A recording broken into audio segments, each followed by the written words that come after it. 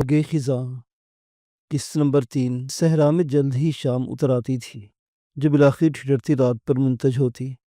چنانچہ جیسے ہی ریت پر طائرِ شب نے اپنے سرمئی پنکھ پھیلانے شروع کیے، میرے کارواں سائی بخش نے قافلہ روک دینے کا حکم دیا۔ پھر اس کے بعد عارضی پڑاؤ کی تیاریاں ہونے لگی۔ تھکے ہارے نڈھال ہاتھوں نے چار پہیوں، اجرکوں اور موٹی موٹی ڈلیوں سے خیمے تان دیے۔ مٹھل اور عجیبہ بے سدھ ہو کر پڑ گئے۔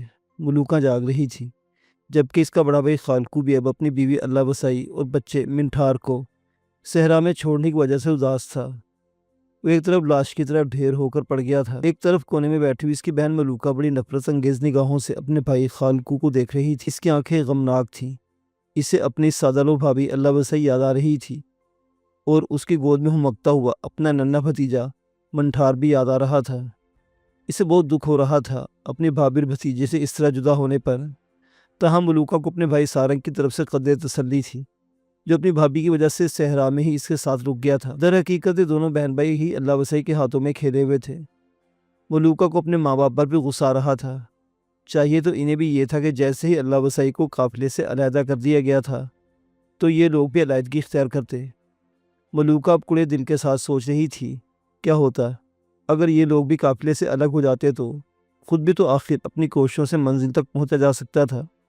اس طرح کم از کم سب لوگ ساتھ تو رہتے۔ شاید بھوک پیاس کی مجبوری ہوتی ہی اس قدر زہریلی ہے کہ انسان کو بے حصہ بنا دیتی ہے۔ ملوکہ کو اچانک میرا کا خیال آیا۔ وہ جانتی تھی کہ سارنگ اور اس کے بیچ کس قسم کا تعلق تھا اور اس وقت اس کے لیے کس قدر بے چین اور پریشان ہو رہی ہوگی۔ ملوکہ کا خیال بالکل درست تھا، کیونکہ میرا دو چارپائیوں کے ایک چھوٹے سے خیمے کے اندر گھٹنوں میں سردی اداس اور رنجور بیٹھی ہوئی تھی۔ اس کا باپ سکھیو اور ماں سو چکے تھے۔ تھوڑا بہت جو کھانے پینے کو ان کے پاس تھا وہ آج رات میں ختم ہو چلا تھا۔ اب کل کے لیے ان لوگوں کے پاس منہ گیلا کرنے کے لیے بھی کچھ باقی نہ بچا تھا۔ اگرچہ میرے کارواں نے صبح ہوتے ہی منزل تک پہنچانے کی خوشخبری سنائی تھی، لہٰذا اس مزدہ جاں فضا نے بھی تن مردہ میں جان سی ڈال دی تھی۔ میرا اس وقت اداس بیٹھی سارنگ کو یاد کر رہی تھی۔ اس کے دل کے قریب ترین تھا۔ جب سے سارنگ قافلے سے جدا ہوا تھا اسے ایک ٹک بھی چین نہیں ملا تھا۔ جدائی کے عذاب تلے اس کا معصوم دل انجانے خوف کا شکار ہونے لگا تھا۔ حالانکہ جدا ہوتے وقت سارنگ نے کنکھیوں سے اس کی طرف دیکھ کر تسلی دی تھی کہ وہ بہت جلد آخری منزل میرپور خاص کے گوٹ جمعہ خان ضرور پہنچ جائے گا، لیکن میرا کے دل کو جانے کیوں قرار نہیں مل رہا تھا۔ رات کے اس سمے اس کی بھیگی بھیگی خوبصورت آنکھوں میں اپنے محبوب سارنگ کا ہی روشن روشن چہرہ رقصہ تھا۔ وہ اپنے دل میں سارنگ سے شکوہ کرنے لگی تھی کہ اسے اس کا بھی خیال نہ آیا کہ اس بے رحمی سے اس نے قافلے کو نہیں بلکہ خود اسے الوداع کہہ دیا تھا۔ مگر پھر دوسرے ہی لمحے جب دل پر عقل غالب آئی تو اسے اپنے محبوب کا فیصلہ مستحسن لگا۔ وہ انسانی ہمدردی کی خاطر اس قافلے سے جدا ہوا تھا، ورنہ اسے کیا ضرورت تھی اللہ وسائی اور اس کے معصوم بچے کو قافلے سے جدا کرنے کا حکم نامے پر۔ خود میرا کو دکھ ہوا تھا، اور ایسے میں میرا کا اپنا کلیجہ بھی ہولنے لگا تھا کہ بیچاری اللہ وسائی تو دوہرے غم کا شکار ہونے لگی تھی۔ ایک طرف اسے قافلہ چھوڑ رہا تھا اور دوسری طرف اس کا بے حس اور سنگدل شوہر خالقو بھی اسے اپنی زندگی سے نکالنے پر تلا ہوا تھا۔ یہ سوچ کر میرا کو کچھ تسلی ہونے لگی کہ سارنگ کا قدم ایک مجبور اور دکھوں کی ماری عورت کے تحفظ کے لیے نہیں اٹھا تھا، بلکہ اس کے ساتھ نہ تھی اس ننھی سی جان کی بھی سلامتی کا سوال تھا جو اللہ وسائی کا لخت جگر تھا۔ میرا اب اپنی غمناک آنکھیں موند کر سارنگ اور اللہ وسائی کی سلامتی کے لیے خدا سے دعا مانگنے لگے۔ باہر رات دبے پاؤں ٹھٹرتی ریت پر رینگ رہی تھی۔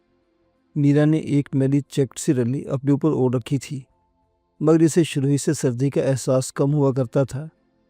ہر سو سناٹا طاری تھا، بالکل اتھا گہری خاموشی کی چادر جو دم بخود ماحول میں تنی ہوئی تھی کہ اچانک باہر سناٹے میں کچھ ایسی آوازیں ابھری جیسے کوئی اس صحرائی طوفان امڈ آیا ہو۔ میرا چونک پڑی اور اس کا دل دھک دھک کرنے لگا، مگر اس نے اپنے حواس مختل نہ ہونے دیے۔ وہ یکدم اپنی جگہ سے اٹھی اور اگلے لمحے چیخوں کی آوازیں ابھری۔ اس کے ساتھ کئی رائفلیں ایک ساتھ گرجی۔ میرا کا دل اچھل کر حلق میں اٹکا۔ باہر اب شور کے ساتھ افراتفری سی مچ گئی تھی۔ میرا نے دہشت زدہ ہو کر بے سدھ سوئے اپنے ماں باپ کو جھنجھوڑ کر جگایا۔ پھر ٹھیک اسی وقت 3-4 افراد دوڑتے دوڑتے قدموں کی آوازیں سنائی دی۔ ان کا رخ خیمے کی طرف تھا۔ میرا دہشت زدہ ہو کر خیمے کے روزنوں سے باہر چاندنی میں رائفل بردار افراد کو اپنے خیمے کی طرف بڑھتا ہوا دیکھ رہی تھی۔ دوسرے ہی لمحے ان کا خیمہ ڈھا دیا گیا۔ میرا کے حلق سے ہذیانی چیخ برآمد ہوئی۔ وہ 4 ڈھٹا پوش مسلح افراد خزاں رسیدہ پتے کی طرح کپ کپاتی میرا کے قریب آئے اور ڈھاٹوں کے افق سے ان کی خوفناک آنکھیں وحشانہ چمک لیے ہوئے تھیں۔ वो काली घेरदार शलवार कमीज में मलबूस थे। इन चारों ने बदमस्त कहके लगाए और लरजती कांपती मीरा को दबोच लिया। मिट्ठल और माई अजीबा ने ये मंजर देखा तो मिट्ठल ने फौरन अपने सर से टोपी उतार कर और माई अजीबा ने अपने सर की चादर इनके आगे फैलाकर गिड़गिड़ाते हुए कहा, हमारी धी को छोड़ दो, भले हमें ले जाओ। तुम्हारे को अल्लाह साईं का वास्ता, मुर्शद साईं का वास्ता, अरे पड़े हटो, तुम दोनों का हम क्या अचार डालेंगे? एक निस्बतन लंबे तड़ंगे ढाटापोश शख्स ने कहा और भी अपने साथी से बोला, चलो रे उठाओ इसको, अपने पास वक्त वैसे ही कम है। मिट्ठल और अजीबा जार जार रोते हुए हाथ जोड़ते हुए डाकुओं के पैरों में गिर गए, मगर वो तो मुजस्सम पत्थर थे, लिहाजा उन्होंने हिकारत अमेज गैस से दोनों बूढ़ों को ठोकर रसीद कर दी और मीरा को बड़ी बेदर्दी के साथ खींचकर कांधे पर डाल लिया। मीरा की चीखें आसमान से बातें कर रही थी। ये बदनसीब काफिला सहराई लुटेरों के हत्थे चढ़ गया था, जिनका काम ही कारवां लूटना था। अगरचे ये लोग भी जानते थे कि आज इस धरती पर वैसे ही खुदाई कहर नाजिल है और लोग भूखे प्यासे मर रहे हैं। चीज़ों रूपों और मालो असबाब की कोई अहमियत नहीं होती थी, लेकिन ये लुटेरे मालो असबाब के नहीं बल्कि इज्जत के लुटेरे थे। ऐसी आफात इस धरती पर टूटती ही रहती थी कि लोग तंग आकर कारवां की सूरत में शहर या किसी दरिया के किनारे आबाद देहातों का रुख करते थे। बहर तौर इस वक्त इस काफिले पर आफत टूट चुकी थी। सहराई लुटेरों ने खूब कत्ल गारत गरी और लूट मार का बाजार गर्म किया, जिसने इनके सामने मुज़ाहमत करने की कोशिश की। इसे बड़ी बेदर्दी के साथ मौत के घाट उतार दिया गया। जवान औरतों और लड़कियों की खासी खेप अपने घोड़ों पर डाल ली और ये जा वो जा वो इनकी इज्जतों पर हमला करके बिल्कुल तोड़ कर रख दिया था। टूटे पीटे पड़ाव से धुआं उठ रहा था, सब कुछ तलपट था, लाशें बिखरी हुई थी। जो जिंदा बच गए थे वो मातम कुना थे, जो जख्मी थे वो नीम मुर्दा हालत में किरा रहे थे। इन्हें भूख प्यास और कहत ने इतना नहीं तोड़ा था जितना इन सहराई लुटेरों ने। वो इनकी इज्जतों को लूटकर शैतानी अंधेरों में गायब हो चुके थे। सब कुछ खत्म हो चुका था। सरंग ने खैमे के मुख्तसर सामान को अपनी पुश्त पर बांध दिया था। अल्लाह वसाई इसके अकब में चल रही थी। इसकी गोद में बच्चा एक बार फिर भूख और प्यास की शिद्दत से खामोश हो चुका था। झानी का 9 साल लड़का फरीदो सारंग के साथ चल रहा था और इसका चेहरा अभी तक आंसू से भीगा हुआ था और वो अपने बाप झानी को याद करके वक्फे वक्फे से सुर्खी लगाता और फिर अपनी मैली आस्तीन से नाक और चेहरा पूंछता। इसकी मासूमाना और रवायती हरकत को देखकर सारंग का जिगर छलनी होने लगा था। इसके बाप का साया सर से उठ चुका था। मासूम फरीदू का अब इस भरी दुनिया में अल्लाह के सिवा और कोई नहीं था।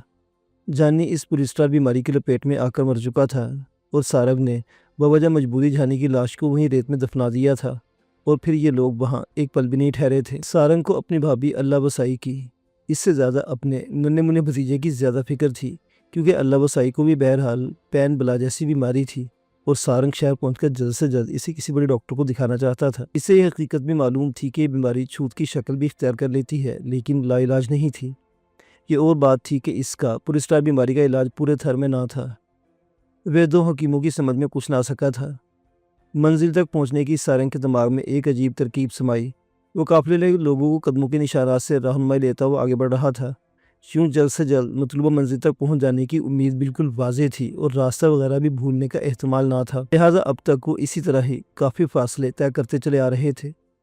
हत्ता कि रात सर पर आ गई। पैरों तले जलती रेत अब ठंडी होने लगी थी। तबाह के चांद नन्हे मुन्ने तारों की फौज समेत आसमान पर आ टिका था। सहरा में बिखरी हुई नरम नरम गुदास चांदनी बिखरी हुई थी। सारंग ने जैसे तैसे मुख्तसर खैमा इस्तादा किया, बचा खुचा पानी बच्चे और फरीदों को पिलाया, जबकि इंतहाई कलील मिकदार में पानी को अगले दिन के जहन्नुमज़ार से गुजरने के लिए बचा लिया गया। अब इनका इरादा पानी पीने का नहीं था, बल्कि मलमल के कपड़े को गीला करके इसे अगले सारा दिन चूस चूस कर गुजारने का था। भूख के मारे इनके पेट पिचकर कमरे से जा लगे थे। खैमा वगैरह इस्तादा करने के बाद सारंग ने अल्लाह वसाई से कहा, भाभी मैं ज़रा इधर उधर कुछ खाने को तलाश करता हूँ, कम अज़ कम तुम्हें और फरीदे को कुछ खाने को मिल जाए। मगर अद्दा सारंग, तुम इतनी रात को इस वीरान सहरा में क्या तलाश करोगे? यहाँ तुम्हें कुछ नहीं मिलेगा। अल्लाह वसाई ने किसी कदर परेशान होकर सारंग के चेहरे की तरफ देखते हुए कहा। सारंग फीकी मुस्कुराहट के साथ बोला, भाभी कुछ ना कुछ तो हाथ पर मारने पड़ेंगे, वरना रेत का ये बहराम समंदर हमें ले डूबेगा। पेट का जहन्नुम तो सर्द करना ही पड़ेगा। तू आराम से इधर बैठ, मैं भी आ जाता हूँ। इतना कहकर सारंग उठ खड़ा हुआ और खैमे से बाहर अंधेरे में निकल आया। 400 रात का समंदर मध्यम चांदनी की तिरिस्माती रोशनी में दमकता महसूस हो रहा था। अतराफ में जरा जरा फासले पर बिखरे रेतले टीले पर वीरानी मुसल्लत थी। सहरा की पुरस्रार भरी रात गोया इन वीरान टीलों पर सिसक सिसक कर रींग रही थी। सारंग ने एक गहरी सांस भरी और अल्लाह का नाम लेकर आगे बढ़ गया। وہ بالکل ناک کی سیدھ میں چلا جا رہا تھا اور ٹھنڈی ریت پر دانستہ اپنے پاؤں گھسیٹنے کے انداز میں چل رہا تھا تاکہ وہ اس شرابزدہ صحرا میں واپس اپنے خیمے تک کا راستہ نہ بھول جائے۔ جانے کی اس کا دل کہہ رہا تھا کہ وہ کھانے پینے کی کوئی نہ کوئی شے ڈھونڈنے میں کامیاب ہو جائے گا۔ وہ تھا بھی اپنی ہٹ کا پکا۔ اس نے پانی کی وہ مشکیزہ نما بڑی سی بوتل بھی اسی طرح تلاش کی تھی جس نے اس کی امیدوں کو مزید جوشیلی تحریک دی تھی۔ وہ اب اپنے خیمے سے کافی دور نکل آیا تھا۔ اس نے ذرا رک کر اپنے عقب میں یوں ہی نگاہ دوڑائی۔ خیمہ اب اس کی نظروں سے اوجھل ہو چکا تھا۔ وہاں دور تک پراسرار چاندنی میں ہولناک ریتلے ویرانوں کے سوا اور کچھ نہ تھا۔ سارنگ پھر آگے بڑھنے لگا۔ پھر جب وہ ایک ریتلا ٹیلا پار کر کے چند قدم ہی آگے بڑھا تھا کہ اچانک اس کی نگاہ داہنی جانب ایک روشنی پر پڑی۔ اس کا دل امید بھری مسرت سے یک بار کی دھڑکا۔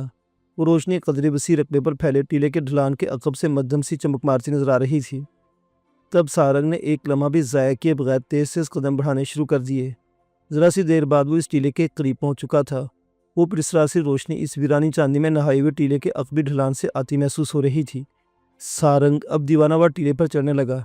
ٹیلا وسیع رقبے پر پھیلا ہونے کی وجہ سے زیادہ بلند نہ تھا، تاہم اسے پار کرنے کے لیے سارنگ کو دیر تک چلنا پڑا اور بالآخر اس کے دوسرے ڈھلوانی سرے تک پہنچتے پہنچتے بری طرح ہانپ گیا تھا اور بے دم ہو کر وہیں ریت پر گر گیا۔ اس کی سانس بری طرح پھولی ہوئی تھی۔ نقاہت کے مارے اب تو اس کے جسم میں اٹھنے کی بھی طاقت نہ رہی۔ بے اختیار اس پر غشی طاری ہو گئی۔ بے ہوشی طاری ہونے سے پہلے اس کی نیم غنودہ آنکھوں نے سامنے ایک جھونپڑی نما خیمہ دیکھ لیا تھا جس کے قریب ایک اونٹ مردہ جگالی کر رہا تھا۔ وہ روشنی اس جھونپڑی کے اندر سے آ رہی تھی۔ سارنگ نے منہ کھول کر چلانے کی ناکام سعی کی اور پھر اسے کچھ ہوش نہ رہا۔ اچانک اس کے دم بخود ساعتوں سے ایک کرخت آواز ٹکرائی۔ تم لیڈی ڈاکٹر ہو؟ اس کرخت صورت نوجوان نے سگریٹ کا ایک طویل کش لے گئے ڈاکٹر فوزیہ کو مخاطب کر کے پوچھا۔ ڈاکٹر فوزیہ نے خود کو سنبھالا اور اس کی طرف دیکھ کر دھیرے سے اس بات میں اپنا سر ہلا دیا۔ اس سے یہ کرخت رو نوجوان ایک آنکھ نہیں بھایا تھا۔ اس کا انداز تخاطب اور لٹ مارتا ہوا لہجہ اسے انتہائی ناگوار گزرا تھا، بلکہ اسے تو غصہ آنے لگا تھا کہ اسے جس طرح عجلت میں ایمرجنسی کال کے طور پر بلوایا گیا تھا وہ اسے دور دور تک یہ محسوس نہیں ہو رہی تھی۔ اس کے ساتھ میڈیکل بیگ سنبھالے موسی بھی بری طرح گھبرائی ہوئی حیران و پریشان کھڑی تھی۔ تم تو کہہ رہے تھے کہ تم کو یہاں کسی عورت کا مسئلہ ہے، کہاں ہے وہ عورت؟ ڈاکٹر فوزیہ نے اس کرخت رو نوجوان کو یکسر نظر انداز کرتے ہوئے قدرے تلخ لہجے میں منشی سے پوچھا۔ اس کے پتلے پتلے سیاہ ہونٹوں پر معنی خیز مسکراہٹ اود کر آئی۔ ڈاکٹرنی صاحبہ، میں نے کب جھوٹ بولا تھا؟ آپ آرام سے بیٹھے تو صحیح، آپ کو سب سمجھاتے ہیں، اس نے اسرار بھرے لہجے میں کہا۔ ڈاکٹر فوزیہ ایک بار پھر اس کی طرف چبھتی نظروں سے دیکھتے ہوئے درشت لہجے میں بولی، دیکھو مسٹر، میں یہاں کچھ سمجھنے یا سمجھانے کے لیے نہیں آئی ہوں اور نہ ہی مجھے تمہارا یہ گھٹیا مذاق پسند آیا ہے۔ ڈاکٹر آرام سے کرسی پر بیٹھ جاؤ اور ہماری بات غور سے سنو۔ اس کرخت رو نوجوان نے سرسراتے باروب لہجے میں ڈاکٹر فوزیہ سے کہا تو نہ جانے کہ اس کے لہجے پر ڈاکٹر فوزیہ کو اپنے اندر انجانے خوف کی لہر سی دوڑتی محسوس ہوئی، مگر اس نے اپنے اعصاب منتشر نہیں ہونے دیے۔ وہ اس متوقع وڈیرے زادے کو رعونت تمیز لہجے سے مروب ہونے بغیر اس کو دیکھ کر سپاٹ لہجے میں بولی، دیکھو مسٹر، جہاں داد خان نام ہے میرا، مسٹر جہاں داد خان، یہ شخص جو شہزاب کا منشی ہے، مجھے یہاں میں جانتا ہوں بابا، جانتا ہوں۔ جہاں داد ایک بار پھر اس کے طرف بات کاٹ کر بولا اور ساتھ ہی اپنی جگہ سے اٹھ کھڑا ہوا اور ڈاکٹر فوزیہ کے چہرے کی طرف عجیب سی نظروں سے گھورتا اس کے قریب آیا۔ ڈاکٹر فوزیہ اس کی بڑی بڑی چوبتی آنکھوں میں کروٹیں لیتی پوری سرایت کو محسوس کر کے بے اختیار چند قدم پیچھے ہٹنے پر مجبور ہو گئی۔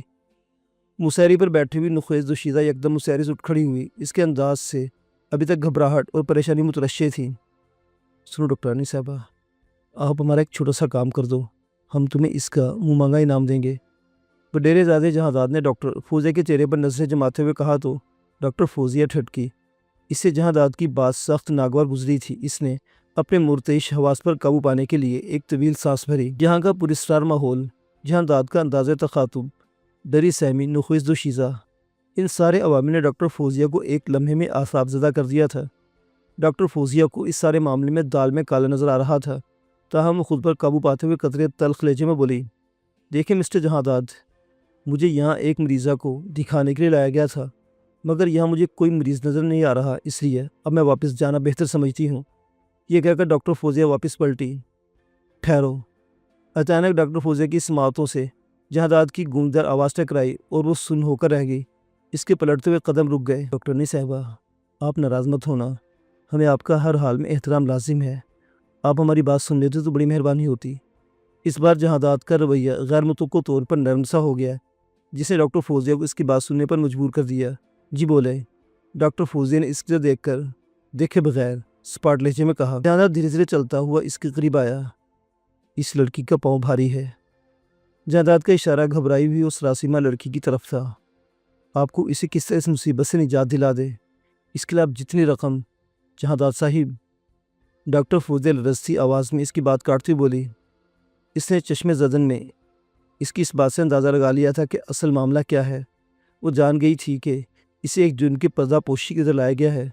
जिस मुमांगी रकम का आप जिक्र कर रहे हैं वो आप अपने पास ही रखें।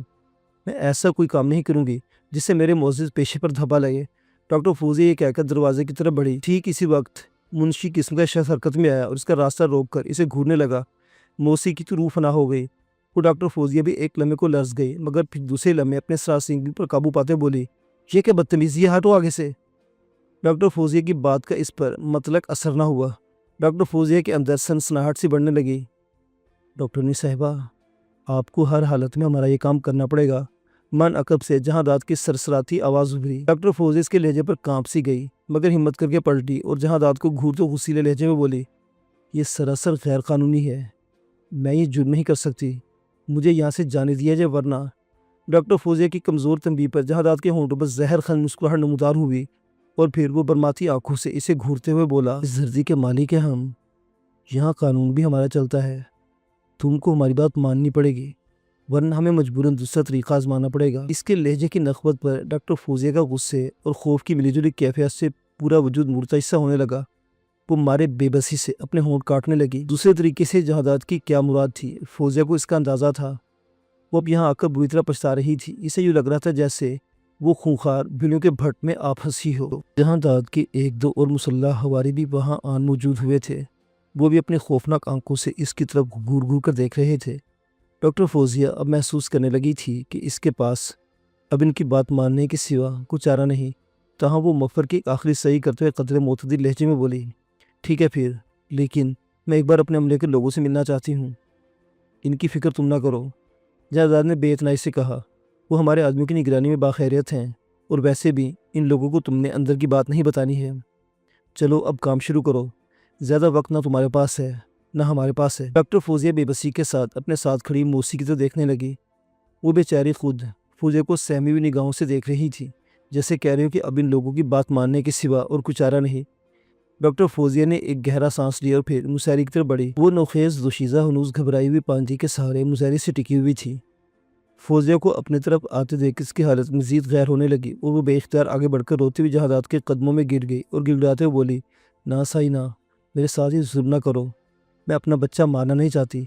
अल्लाह साईं का वास्ता मुझ पर और मेरे बच्चे पर रहम करो। डॉक्टर फौजिया इस लड़की की गिरफ्तारी पर मज़ीद परेशानी का शिकार हो गई।